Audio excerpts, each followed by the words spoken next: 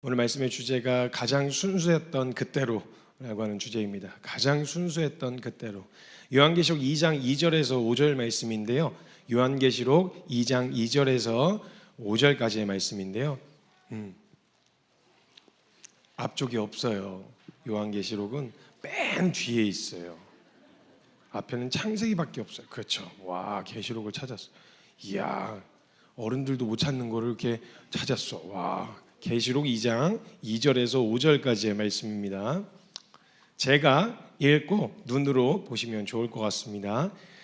내가 너의 행위와 수고와 너의 인내를 알고 또 악한 자들을 용납하지 아니한 것과 자칭 사도라 하되 아닌 것 자들을 시험하여 그의 거짓된 것을 내게 드러낸 것과 또 내가 참고 내 이름을 위하여 견디고 게으르지 아니한 것을 아노라. 그러나 내가 너를 책망할 것이 있나니 너의 처음 사랑을 버렸느니라. 그러므로 어디서 떨어졌는지를 생각하고 회개하여 처음 행위를 가지라. 만일 그리하지 아니하고 회개하지 아니하면 내가 너에게 가서 내 촛대를 그 자리에서 옮기리라. 아멘. 이 말씀이 되게 무섭게 들릴 수 있는데요, 사실 되게 무서운 말씀이 아닙니다. 에베소 교회에게 하셨던 이 말씀은 무서운 말씀이 아니고 되게 소망이 있는 말씀입니다. 왜냐하면 이건 방향을 잡아주시는 건데요, 하나님께서 에베소 교회에게 편지하시면서 책망하셨다고 생각한 이 내용 안에 잘 보면 우리는 처음 사랑을 버렸다, 여기에다가 이제 초점을 두고 보니까 에베소 교회가 뭔가 굉장히 잘못했고 지금 하나님으로부터 책망을 받고 있다, 이렇게 생각하실 수 있는데요, 사실 버렸다에 집중하시면 안 되고 처음에 그 사랑은 하나님 보시기에도 순전한 사랑이었다, 이 말이에요. 그러니까 너 그거 잊지 말아야 돼. 그거 절대 놓치면 안 돼. 지금 방향 잘못 잡았어. 지금 너가 원래 그 시작했을 때 내가 알고 있는데 너 정말 순수했잖아. 다른 거 없이 정말 순전했잖아. 다른 기대 없었잖아. 너가 왜 뭐 그걸로 사람들한테 인정을 받으려고 한다든지 아니면 뭐 사역을 잘해서 성공적인 일을 업적을 만들려고 한다든지 이런 거 없었잖아. 그냥 내 앞에서 정직하고 싶었고 올바르고 싶어서 그래서 걸러내왔었던 것들, 악한 것을 용납하지 않고 자칭 사도라 하면서 하나님의 말씀이 아닌 다른 걸 외치는 사람들을 이걸 정확하게 걸러내고 드러내고 게으르지 않고 부지런했던 거 내가 알아. 알고 있다고. 너 첫 마음은 정말 순전했잖아. 그리고 순수했잖아. 이걸 순전한 사랑이었었다고 확인시켜 주시는 거예요. 사실은 너 마음이 다른 의도로 한 게 아니었던 걸 내가 다 알아. 너 애쓰고 게으르지 않았던 거 내가 다 알고 있어. 순전한 사랑이었다라는 거죠. 그리고 그때로 돌아가라고 말씀하시는 건요, 하나님 보시기에도 에베소 교회가 처음 행했던 그 모든 것들이 하나님 앞에서 순전한 마음으로 한 게 맞다는 거였어요. 그래서 에베소 교회를 책망하셨지만 그들에게 소망이 있었던 이유가 있다면 그들은 존재했던 에베소 교회가 존재한 역사 가운데 돌아갈 기준이 있다라는 게 그들에겐 소망이었어요. 내가 시작을 했는데 시작한 내가 존재한 역사 이래로, 교회가 존재한 역사 이래, 내 인생이 내 기억 속에서 시작된 이래로 하나님 앞에 순전했던 때가 없었으면 그럼 돌아갈 길이 없단 말이죠. 어디로 돌아가고 하나님 앞에 마음을 다시 잡아야 돼, 다시 그때 있잖아 라고 돌아갈 기준점이 있어야 되는데 문제는 한참 잘못 왔는데 잘못 온 곳에서부터 어디서 시작해야 될지를 모르는 거예요. 예를 들면 단추가 있으면요, 첫 번째 단추를 잘 꿰습니다. 잘 꿰서 여기다 딱 끼워 넣는데 두 개밖에 없어서 얘기가 들기가 참 어려운데 이 뒤에 단추를 그 세 번째 단추에다 잘못 끼면요, 풀러도 어디까지만 풀면 되냐면 제대로 잘 끼운 첫 단추까지만 풀면 돼요. 근데 만약 애시당초 첫 단추부터 잘못 깨었다면 전부 다 풀어야 되는 거예요. 그럼 어디서부터 시작해야 되는지, 무엇이 하면 이미 익숙해 왔는데, 이미 그 문화 안에서 내 노출이 돼서 살아왔는데 나 어디로 돌아가야 되지? 어떻게 다시 시작해야 되지? 여기서부터 방황을 하는데 돌아갈 데가 없다는 거예요. 근데 정말 에베소 교회에게 소망이 있었던 건, 기억해봐, 너 딱 정말 기억해 생각했을 때 너 하나님 앞에서 가장 순수했던 때가 언제야? 생각해봐. 너의 신앙생활을 시작할 때 다른 거 사람들의 눈치도, 사람들에게 인정을 바라지도, 성공적인 사역으로 증명하려는 노력도 애씀도 그거 말고 내 앞에서 하려고 했었던 때 있잖아. 내 앞에서 그냥 저 말고요, 하나님 앞에서 하려고 했었던, 그래서 그냥 하나님 기쁘시면 그게 그냥 기쁜, 하나님 좋으셨으면 그거면 된, 그래서 내가 그냥 받은 감격만큼, 내가 받은 은혜만큼 그만큼 살아오면서 그걸로 충분했던, 누가 뭐라 그래도 주님 앞에서 그거면 충분했었던 그때 생각해봐.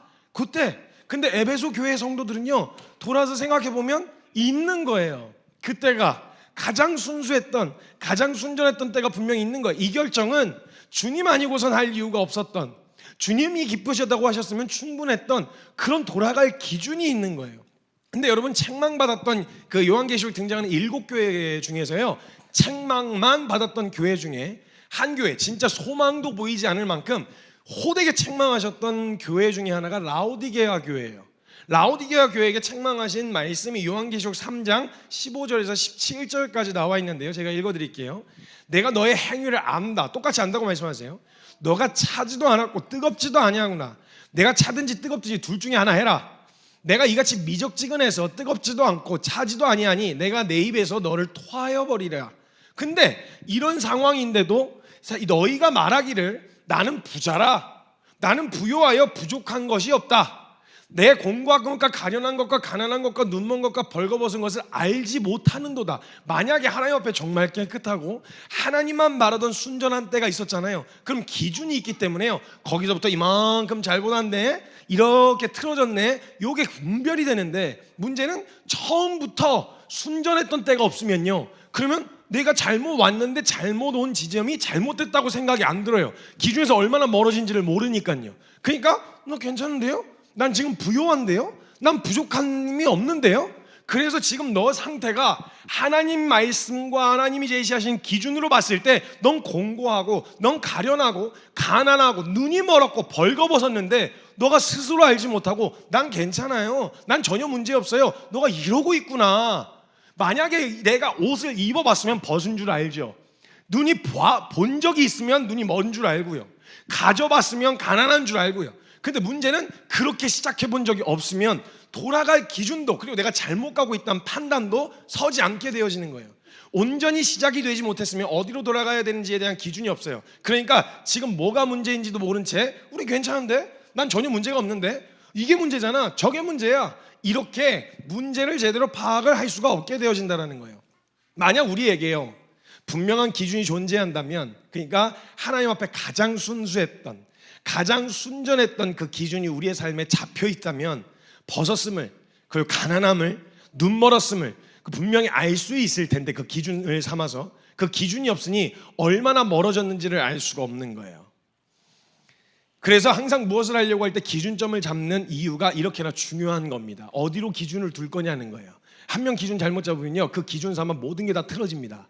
근데 기준을 제대로 잡아야, 그래야 뭔가 올바르게 균형을 잡고 방향을 잡을 수가 있게 되어지는 거예요. 그래서 초등학교 때, 저 초등학교 때만 해도요, 월요일, 매주 월요일마다 교장 선생님 훈화 말씀 듣는 시간들이 있었잖아요. 그 운동장에 이제 집합을 시켜갖고 전교생들이 다 나와서 1학년 1반, 2반, 3반, 4반, 5반, 막 6학년, 막 이렇게 5학년 이렇게 번갈아 가면서 세우는데, 세울 때 체육 선생님이 이렇게 맨날 추리 입고 이렇게 목에 호루라기 메고 봉 이렇게 하나, 큐대 같은 거 하나 들고 이렇게 서가지고, 자, 빨리 서, 자, 좌우로 나란히. 그냥 좌우로 나란히 하면요, 기준 없이 좌우로 나란히를 시키면요, 한 놈은 여기 보고 있고 한 놈은 저기 보고 있고 저쪽 가서 이러고 있고, 기준을 잡을 수가 없어요. 그래서 그걸 시작하기 전에, 좌우로 나란히 이전에 제일 먼저, 정렬하기 전에 제일 중요한 게 뭐냐? 기준. 하율이 기준.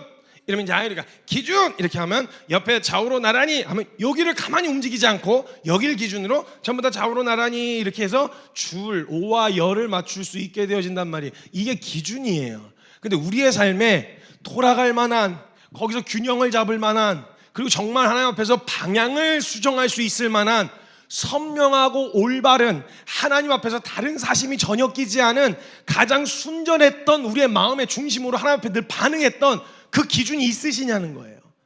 그 기준이 내 신앙 가름, 이게 있다면, 아마 있으실 텐데, 있다면 그 기준점에 가장 최근은 언제신가요?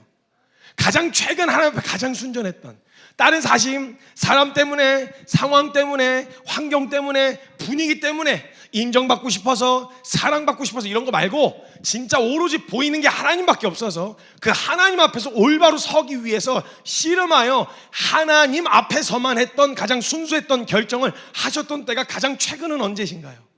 만약에 우리가 그 최근의 기준점이 세워져 있으면, 돌아가도, 잘못 가다가도 돌아가도 거기까지만 가면 되는데, 만약에 해오다가 이거 기준점 세울 생각을 안 하고 그냥 뭐 하는 거지, 좋은 일이면 좋은 거지, 괜찮은 거지, 그냥 신앙생활 이렇게 하는 거지 하고 지나오다가 만약에 한 번도 그 기점을 제대로 세운 적 없으면요, 잘못됐네 이거. 그럼 어디로 돌아가야 되냐? 맨 처음으로 돌아가야 됩니다. 처음으로. 근데 여러분, 이것도 아깝지가 않습니다. 기준점이 있다면 이건 아까운 게 아닙니다. 낭비하는 시간도 아니에요. 근데 문제는 이 기준점이 없는 게 문제예요. 라오디게아 교회처럼. 괜찮은데? 뭐가 문제야? 난 잘못된 게 없는데? 내가 왜 뭐가 틀렸어? 난 여기 부유해. 난 모든 걸 다 갖고 있어. 난 많이 가지고 있고, 난 눈멀지면 다 보여. 모든 걸 다 가지고 있다고 안주하고 있는 이 상태. 근데 실상은 벌거벗었고, 실상은 가난하고, 실상은 눈이 멀었고, 실상은 이게 채워지지 않은 궁핍한 상태인데 이걸 알지 못하는 거예요. 우리 신앙에서도 마찬가지입니다. 우리 신앙 가운데 돌이킬 만한 기준이 있어야 돼요.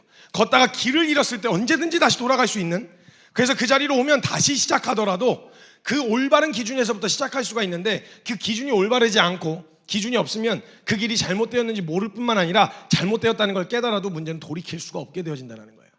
하나 어떤 아이들이 이제 같이 모여서 수련회를 수련회가 있었어요. 수련회가 막 은혜를 받고 막 이제 그 애들이 반응을 하는데 어떤 애가 막 울면서 자기는 절대 포기할 수 없는 게 있대요. 그래서 뭐냐 그랬더니 인형이래요. 애착 인형.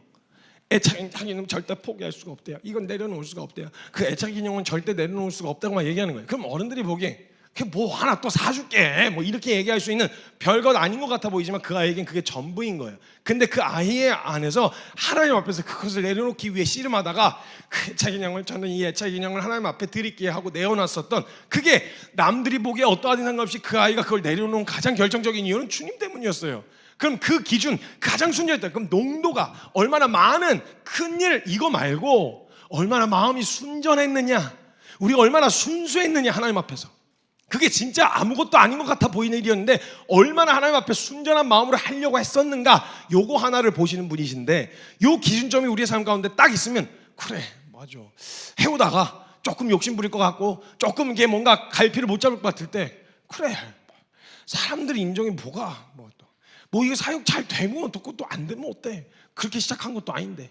제가 이 말씀을 준비하다가 여러 가지 회의와 결정해야 될 막 안건들을 가지고 막 고민을 하다가 사람에 대한 이야기, 교회, 그 다음에 이제 어떻게 해야 되는지, 가야 되는 방향성, 이걸 막 놓고 고민을 하다가요, 제가 문득 이게 설교를 준비하는데, 사역 얼마나 잘하냐, 뭔가 얼마나 갖췄냐, 이거하고 뭐 전혀 상관없이 그냥 사람이 너무 귀한 거예요. 갑자기 그냥 문득, 제가 늘 그렇게 뭐 선한 마음만 있었냐 그게 아니고, 욕심도 있고 뭐 이것도 해볼까 저것도 해볼까 이런 생각도 드는데, 문득 그냥 이 말씀을 준비하는데 교회 성도님들과 이 사역자들 이렇게 생각을 하는데, 그냥 마음이 되게 그냥 사랑스러운 마음이 주어지면서 이런저런 이슈들, 뭐 이런저런 해결해야 될 일들, 뭐 결정해야 될 뭐 다 있는데, 그냥 제 마음 가운데 사랑스러운 마음이 갑자기 그냥 정서적으로, 이건 주님이 주신 마음이에요. 제게서 나올 수 있는 마음이 아니라 주님이 주신 마음인데, 그냥 갑자기 사랑스러운 마음이 들면서, 야 이거 혼자 갈래도 갔어야 되는 길을,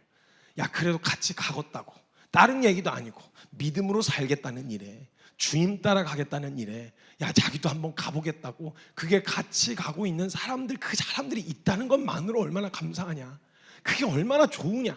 그냥 뭐 이런 일 저런 일, 뭐 이걸 해야하고 저걸 하고 다 좋은데, 그냥 같이 말씀 앞에서 울고 웃고 할 수 있는, 그래도 그 믿음으로 씨름해보겠다고 결단하고 부딪혀보고 부대껴보고 이런 걸 해볼 수 있는 사람들이 함께 있다는 게, 그건 또 얼마나 은혜냐.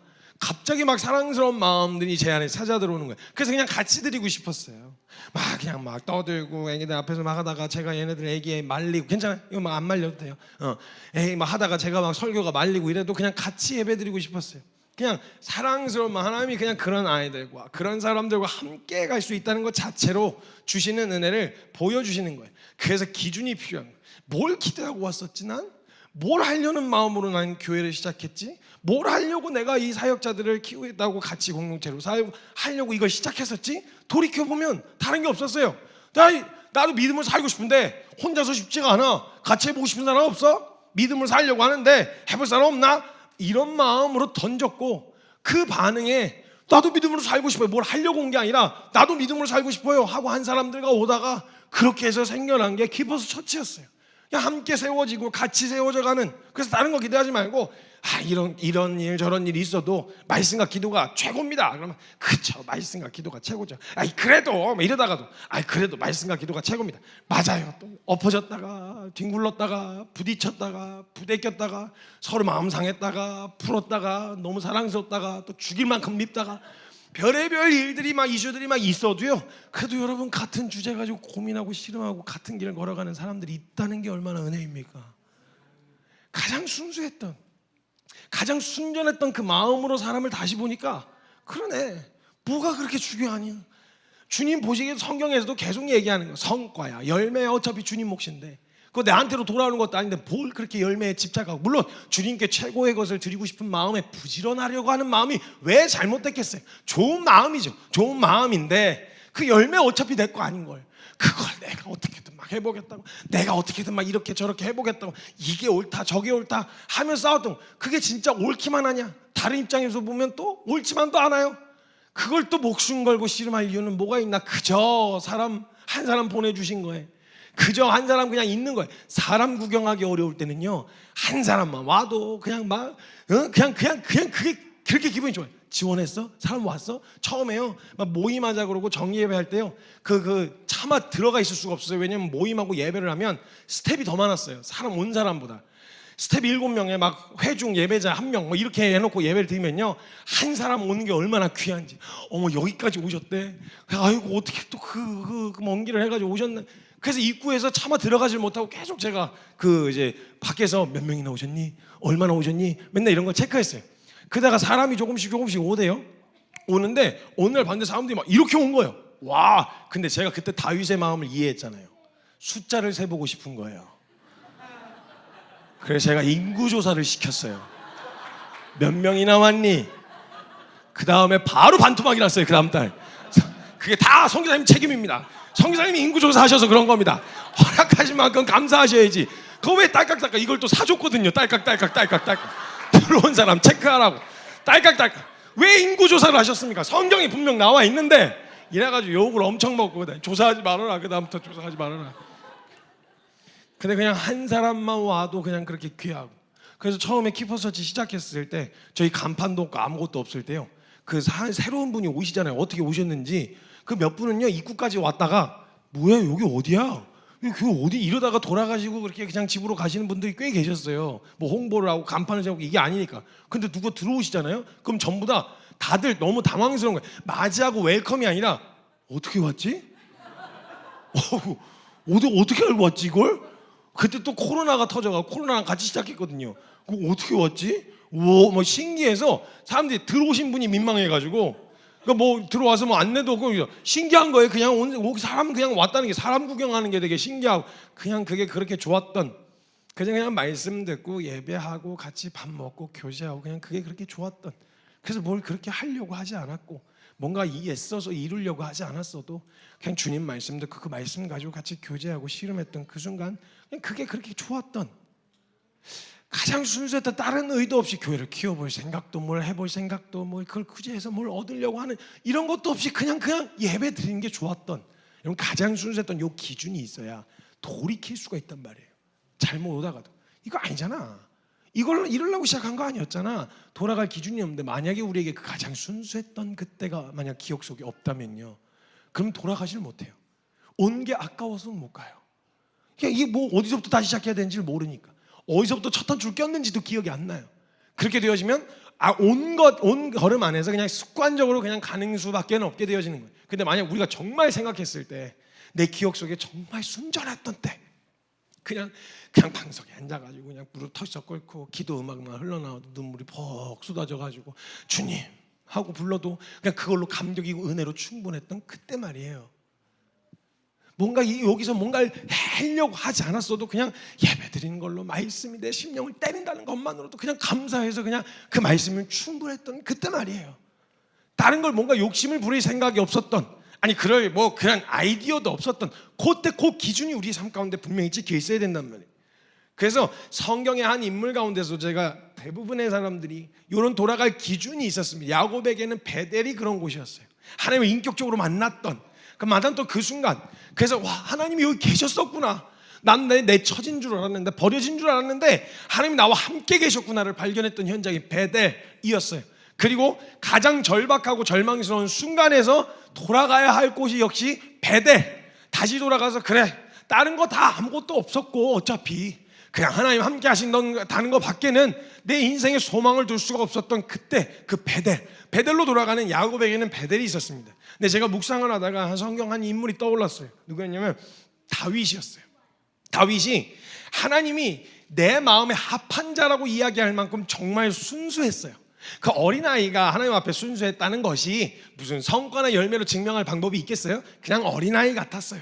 그냥 어린아이 같은 반응으로 주님 앞에 말하겠어요. 하나님 참 좋아요. 혼자서 수금 딩딩 치면서 양들이랑 같이 지내면서 하나님 참 좋아요. 그리고 막 곰 나타나면 하나님 도와주세요. 사자 나타나면 하나님 도와주세요.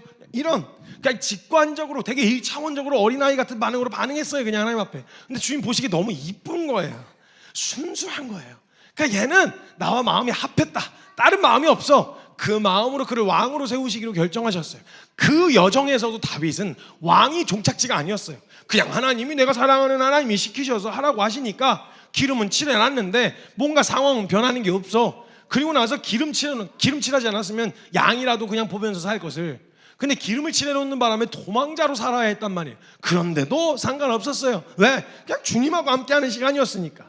그래서 다윗의 여정을 보면요, 그 광야에서 도망다니는 그 시절이 주님하고 가장 진했던, 가장 추억이 많은 순간이었어요. 그때는요, 다윗이 뭘 안 해도요, 그냥 살려주시면 살았고, 입혀주시면 입었고, 먹여주시면 먹었고, 그래서 막 목숨이 위태위태, 그냥 온전히 하나님께 내 인생과 목숨이 맡겨진 상태였어요. 그러니까 그냥 바라볼 게 주님밖에 없었어요. 그래서 그 여정을 가만 보잖아요. 그 여정에 쓴 다윗의 시들을 보면요, 속상하고 원통하고 억울한 마음들도 찾아온 시간들이 있었지만 그때마다 항상 은혜로 매듭 지을 수 있을 만큼 그의 인생 가운데 선명하게 하나님의 은혜가 쏟아졌어요. 그러니까 그게 막 사무치도록 몇 년의 시간 동안에 그 여정 안에서 하나님을 경험한 추억들이 쌓여 있는 거예요. 그리고 그가 마침내 하나님이 허락하셔서 하나님 통일 이스라엘 왕국의 왕으로 세워주셨어요. 그래서 그 통일 이스라엘 왕국의 왕이 되었고, 수많은 전쟁을 승리로 이끄는 이스라엘 왕국의 부강함을 이끌어낸 다윗을 막을 수 있거나 터치할 수 있는 사람이 없었어요. 너무 잘했고 성과도 있어서 모든 일이 다윗 하고 있었던 상황이었어요. 이때 다윗을 막을 수 있는 사람은 누구도 없었어요. 다윗이 마음을 혹여라도 잃어버릴 때 누구라도 옆에서 왕이시여 이렇게 조언해 줄 사람이 없었어요. 실제로 다윗이 정말 완전에 가까운 왕이었어요. 역사에 기록되어지고 그들이 다윗의 자손이라는 걸 지금까지도 자랑스러워할 만큼 다윗은 그런 왕이었어요. 막을 수가 없었어요. 근데 그런 그에게 역사 가운데 치명적인 오점이 하나 남게 됩니다. 우리가 잘 알고 있는 다윗이 바스바를 범하는 사건이에요. 충성스러운 종 우리아의 아내를 범하는 사건이 일어났고, 그것도 악한데 살인교사를 해서 우리아를 죽음에 내몰게 되었습니다. 이걸 보시는데 하나님이 너무너무 악한 거야. 어떻게 다윗 너 어떻게 이럴 수 있니? 다윗 너 어떻게 이럴 수 있어? 이걸 너무너무 속이 상하시고 너무너무 화가 나셔가지고 다윗이라서 더 화가 나셨어요. 그래서 그를 책망하시는데 나단 선지자를 통해서 책망하시고 예언을 하나 남겨놓으셨는데 사무엘하 12장 10절의 말씀이에요. 거기 이렇게 적혀 있습니다. 이제가 내가 나를 업신여기고 햇사람, 이게 다윗이 하나님을 업신여겼다는 거예요. 햇사람 우리아의 아내를 빼앗아 너의 아내로 삼았은즉 칼이 너의 집에서 영원토록 떠나지 아니하리라 라고 이야기하세요. 예언을 하나 남겨오세요. 그리고 이 사건 이후에 곧바로 사무엘하 13장에 등장인물이 나타나는데 압살롬이 등장합니다. 스토리가 완전 요 예언을 남겨놓으시고 곧바로 사무엘하 13장에 압살롬 사건이 등장합니다. 그리고 잘 아는 압살롬의 반역이 이제 빌드업이 되고 있는 거죠. 성경의 장수로는 한 장 차이밖에 없는데요, 요게 압살롬의 반역이 일어나기까지 바스바를 범하고 그 압살롬의 반역을 일으키기까지의 횟수를 가만 따져보면요, 암논의 범죄, 압살롬이 암논을 살해하는 것과 압살롬이 도피했던 시간, 반역을 준비했던 시간까지 다 포함하면 한 15년에서 20여 년 정도의 텀이 있습니다. 요 기한 안에 다윗이 길을 잃었어요. 분명히 하나님이 이끌어오신 이끌림을 받아서 걸어오면서 통일 이스라엘 왕국의 왕이 됐는데요, 요 사건 이후에 다윗이 마음을 잃어버리고 의욕을 잃어버리고 그 마음 가운데 죄책감과 어떻게 하나님 앞에 다시 돌아가야 되는지에 대한 순전함과 이 마음을 잃어버렸다는 걸 볼 수 있어요. 뒤에 나오는 다윗의 태도를 보면. 그래서 이 반역 앞에서 다윗이 굉장히 무기력해요. 뭐 한번 싸워보자, 이건 반역이다, 싸우자, 내 자리를 지켜야지, 이런 반응이 없어요. 굉장히 무기력합니다. 물론 시간이 많이 흐른 것도 있었겠지만 일단 반역의 대상이 자신의 아들인 것도 있겠고요. 또 한 가지는 이 반역이 자신의 과오로부터 시작되어졌다는 사실을 다윗이 알고 있었어요. 길을 잃은 거예요. 순전하게 달려오던 걸음에서 나는 하나님이 강구는 하긴 했거든요. 하나님 앞에 내가 죄인인데 하나님 나를 멀리하지 마. 근데 확신이 안 서는 거예요. 자기가 하나님께서 날 용납하셨다, 받으셨다는 확신이 안 섰다는 게 요 15년 20년 후에 벌어진 이 사건에 대응하는 다윗의 태도를 보면 알아요. 내가 완전히 용납받았구나, 하나님 날 버리시지 않겠구나, 이거에 대한 확신이 안 서요. 그러니까 두려워해요. 두려워해가지고 다윗이 이런 상황에서 압살롬이 반역을 일으켰습니다, 수많은 사람들이 압살롬을 따르고 있습니다 라고 이야기를 하는데, 야 무섭다, 얼른 자리 뜨자, 이러다가 우리 압살롬 손에 죽겠구나. 그래서 사무엘하 15장 13절에서 14절에 그렇게 이야기해요.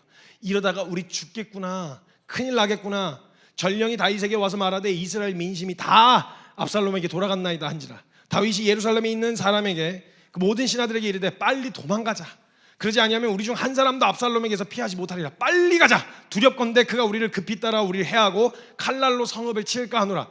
다윗이 성을 떠난 게 인심이 바뀌었고 내가 이걸 더 이상 이게 감당할 수가 없어서 죽을 수도 있다는 두려움 때문에 도망간 게 아니라는 게 그 뒤에 나오는데 23절에 보면요, 사무엘하 15장 23절에 보면 온 땅 사람들이 큰 소리로 울어요. 울면서 모든 백성이 앞서 건너가매 왕도 기드론 시내를 건너간 모든 백성이 광야길로 향하니라. 백성들이 다윗이 도망가는 걸 보고 온 백성들이 울어요. 이 말이 뭐예요? 인심이 다 돌아선 게 아니었다는 거예요. 다윗을 여전히 따르는 사람들이 많았고 수많은 장수들이, 한 닭가리 하는 장수들이 다윗의 곁을 지키고 있었단 말이에요. 그 싸우려고 한다면 얼마든지 싸워볼 수 있었는데 다윗이 마음을 잃어버렸어요. 방향을 잃어버린 거예요. 의욕이 안 서는 거예요. 내가 이거 지켜 뭐하나, 이 하나님이 주셔서 세워진 왕이었는데 그 자리에 서고 나서 그 과오와 15년 20여 년간 방향을 잃어버리고 이거 한다고 뭐해, 뭐가 달라지나. 그래서 그 자리를 터덜터덜 써서 무기력하게 짐을 싸갖고 도망쳐 나와요. 한판 붙어볼 수 있는데도 도망쳐 나와요. 자신이 이 일이 자신의 과오로 일어난 일이라고 생각했어요. 그래서 사무엘하 16장에 도망을 가는 길에요, 시므이라는 애가 하나 나와요. 시므이가 나와갖고 잘됐다, 이 도망가는 놈들 이거 잘됐다 이래갖고 다윗을 조롱하면서 거봐라, 네 손에 피가 끊이질 않더니 너 결국 그게 네 피가 그 흘렸던 피들이 너에게로 돌아왔구나. 가거라, 손에 피를 많이 묻힌 자들 가거라, 이러면서 막 조롱을 하면서 막 돌을 던지고 막 욕을 해요.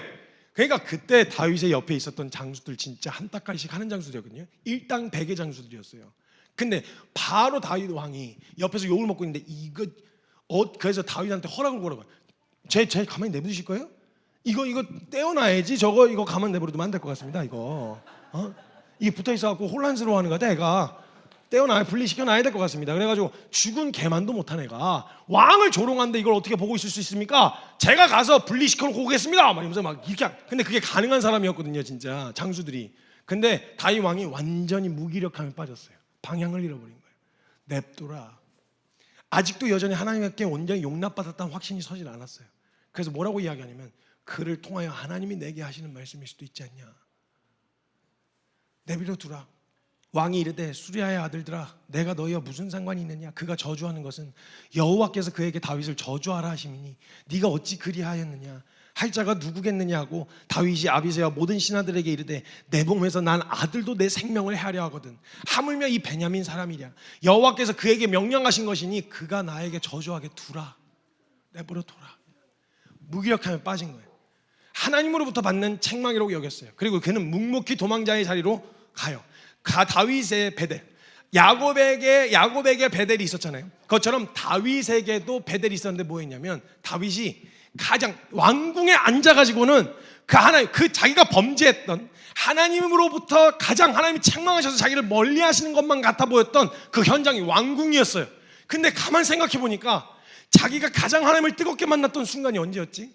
하나님을 가장 뜨겁게, 하나님과의 추억이 가장 묻어있는 자리가 어디지? 광야다. 광야네. 그러네. 광야네. 내가 언제부터 왕이었어? 내가 언제부터 이런 게 당연했어? 광야였네. 그리고 쌓아서 다시 부하들과 함께 도망자로 하나님이 입혀주셔야 입고 먹여주셔야 먹고 살려주셔야 살았던 그 현장이 묻어있는 자리로 다시 걸어 들어가는 도망자로, 그 자리 현장으로 다시 자신이 뭘 놓쳤는지 다시 원점으로 가게 되더라도 하나님과 순전했던 그때로 돌아가려고 하는 거예요. 얼마만큼 멀어졌든 다시 그 자리로 돌아가는 거예요. 이 고백이 시편 51편에 기록했던 다윗의 심정을 보면 알 수 있어요. 시편 51편 6절에서 17절에 이렇게 이야기합니다. 보소서, 주께서는 중심의 진실함을 원하시오니 내게 지혜를 은밀히 가르치시리이다. 우슬초로 나를 정결케 하소서. 내가 정하리이다.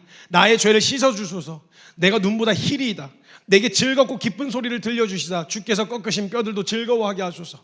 주의 얼굴을 내 죄에서 돌이키시고 내 모든 죄악을 지워주소서. 하나님이여, 내 속에 정한 마음을 창조하시고 내 안에 정직한 영을 새롭게 하소서.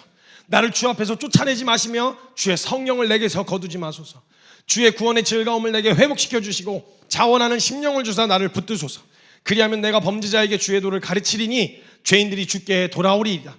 하나님이여, 나의 구원의 하나님이여, 피 흘린 죄에서 나를 건지소서. 내 혀가 주의 의를 높이 노래하리이다. 주여, 내 입술을 열어주소서. 내 입이 주를 찬송하여 전파하리이다.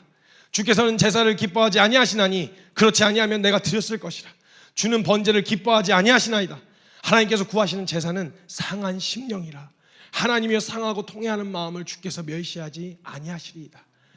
이거 하나 기대해보고 광야로 다시 걸어 들어간 거예요. 그 통회하는 심령을 가지고 하나님과 그냥 가장 친밀했던, 막 체감이 되던, 막 그냥 현장에서 보이던 그 하나님의 손길이 미치던 그 현장으로 다시 돌아가는 거예요. 잃어버렸던, 그리고 놓쳤던 순전함을 구해요. 그로부터 15년 20여 년이 지난 때 다시 한번 하나님 앞에 순전하게 설 것을 말씀하시는 것 같으니 그 자리를 쫓아 왕관을 벗어두고 그 자리를 쫓아 걸어 들어가는 다윗의 모습을 볼 수 있어요. 그에게는 그런 기억이 있었어요. 하나님과 찐했던, 그냥 다른 거 없이 하나님만 보였던 그 기억이 다윗의 인생 가운데 존재했었더라는 거예요.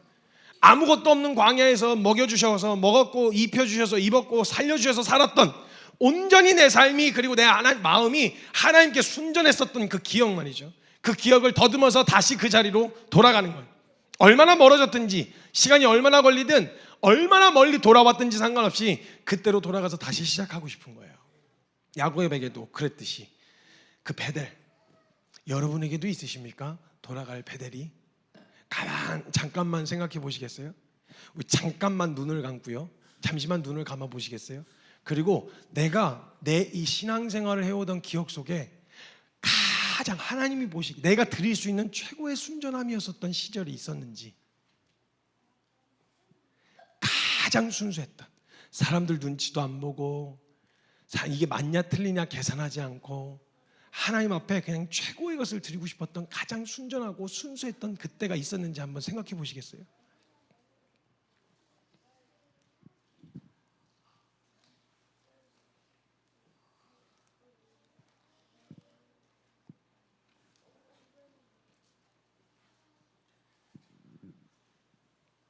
우리에게 베델이 있으시냐고요? 돌아갈 기준, 아버지의 집, 내 기억에 하나님과의 관계가 가장 순전했었던 것, 다른 것 없이 주님 때문이었던, 그 주님 앞에 가장 순전한 것을 드리고 싶어서 선택했던, 결정했던 그때가 언제이셨었나요?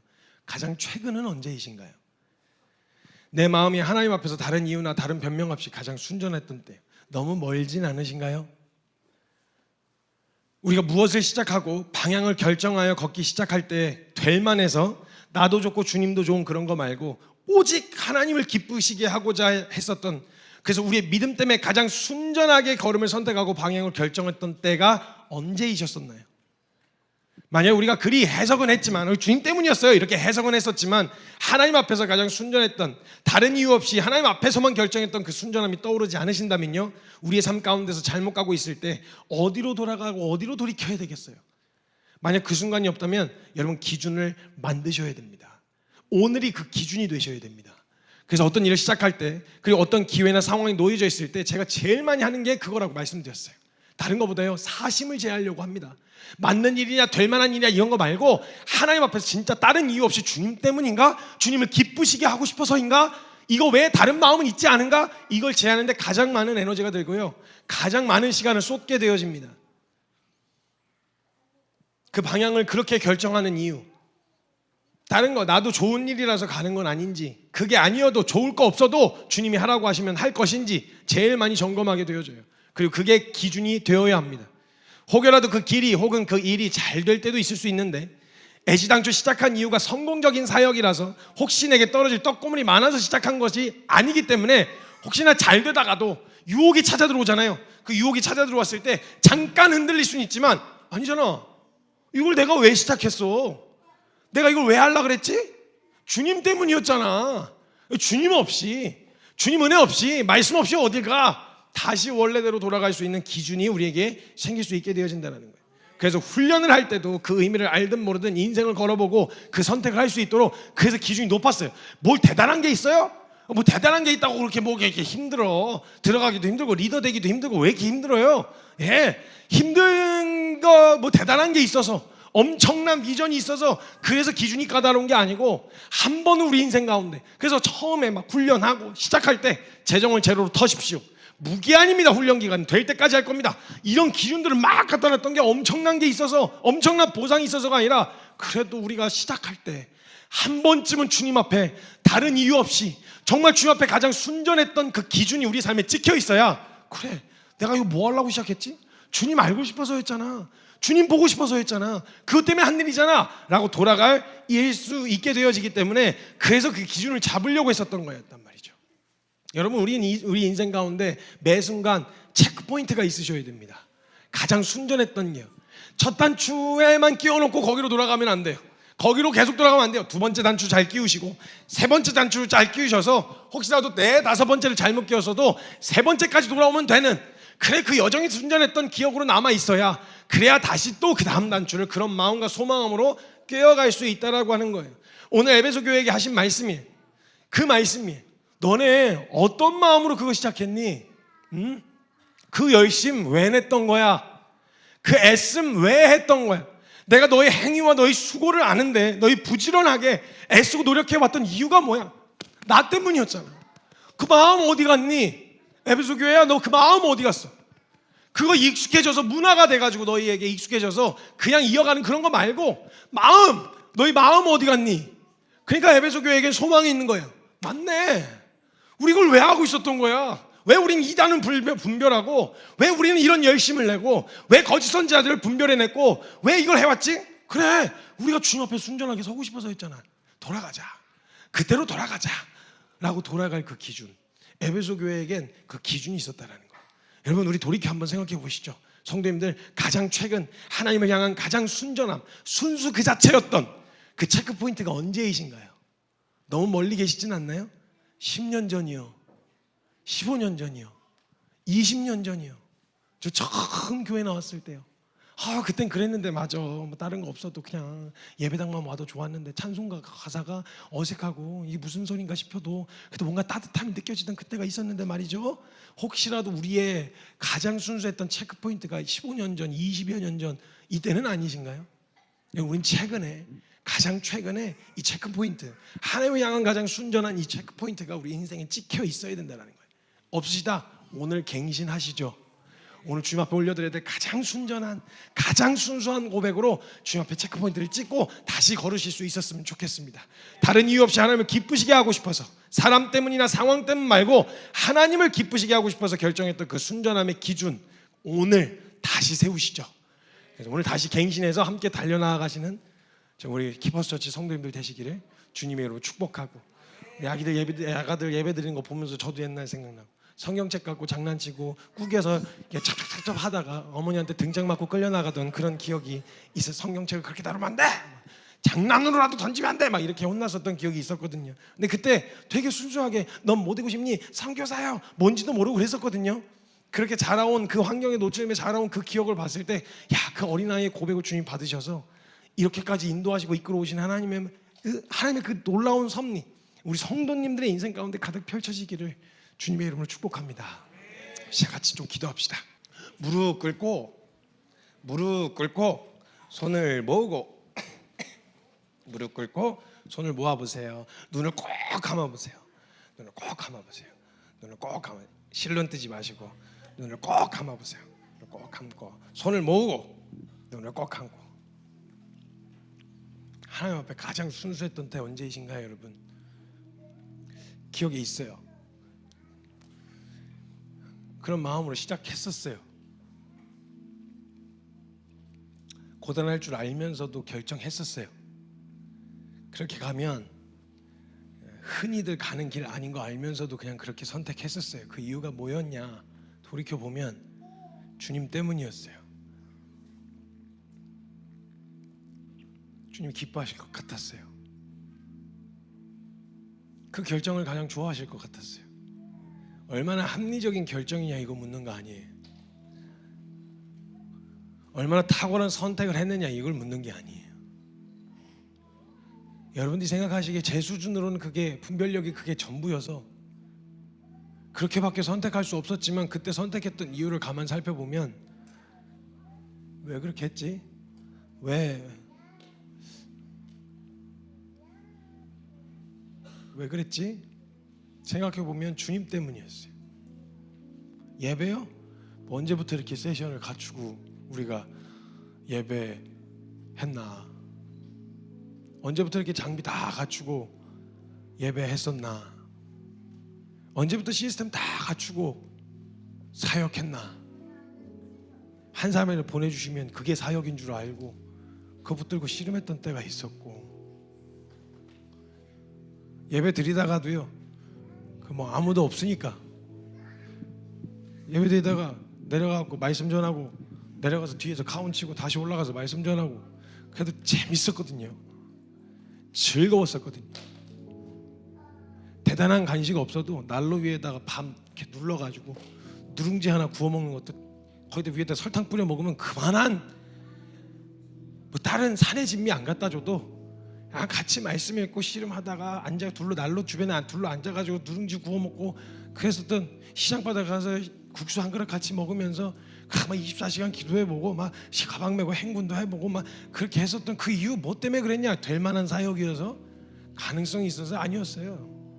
그냥 제 수준으로는 그게 그냥 주님이 제일 기뻐하실 것 같았어요. 그 무식해 보이는 걸음을. 마음을 잃어버렸다는 건 아니에요. 그래서 우리가 화려하게 하자, 이런 걸 다 갖춰야 된다, 이런 게 아니에요. 허락하신 만큼 최고의 것을 드리자 해서 여기까지 왔었어요. 그런데 오다가 뭐가 없어서 이게 없어서 저게 없어서 불평불만하다가 보면 가끔 제 안에 문득 떠올라요. 야, 사람 하나가 귀해서, 참 사람 하나 귀해서 사람 하나라도 오면 오셨어요, 너무 감사해요, 오셨어요, 너무 감사해요 했던, 기타라도 한 대 사갖고 들어오면 와 우리 예배 풍성해지겠다 했던, 그 뭐 없어도 주님 때문에 참 즐거웠던, 너무너무 사랑스럽고 너무너무 감사한 것 뿐이더라고요. 돌이켜보니 앞으로 놓여진 씨름과 결정과 선택들을 해나가야 되겠지만 다시 오늘 그 체크포인트를 만들고 싶어졌어요. 하나님, 그 가장 주님이면 충분했던 때 있지 않습니까? 하나님, 주님 기뻐하셨으면 됐다, 그거면 됐지. 주님 앞에 고백하던 가장 순수했던 순전했던 때, 그 체크포인트를 오늘 여러분 갱신하셔야 됩니다. 업데이트된 지 너무 오래됐어요. 갱신하세요. 하나님, 내가 오늘까지 아는 하나님 앞에서 하나님이 가장 기뻐하실 것 같은 거 제가 선택하겠습니다. 하나님이 가장 뿌듯해하실 만한 거 선택하겠습니다. 그 어린아이는 어린아이 수준으로 또 시간이 지나 아는 만큼 주님 앞에서 그렇게 함께 반응할 수 있었으면 좋겠어요. 우리 시간 같이 기도하며 나아갈 때 여러분의 마음의 고백으로, 하나님 그 순전했던 때로 돌이키소서. 뭐가 없어서 보는 게 많아지고 아는 게 많아져서 이것저것 뭐 이게 맞다 저게 맞다 이런 싸움 말고요, 그냥 하나님 앞에서 저 홀로 서는 것만으로도 그냥 그게 좋았던 하나님 그때로 돌이키소서. 다시 그 자리로 세워주시옵소서. 우리 그 고백 주님 앞에 함께 올려드리며 기도하며 나아가도록 하겠습니다. 함께 같이 기도합시다. 예, 하나님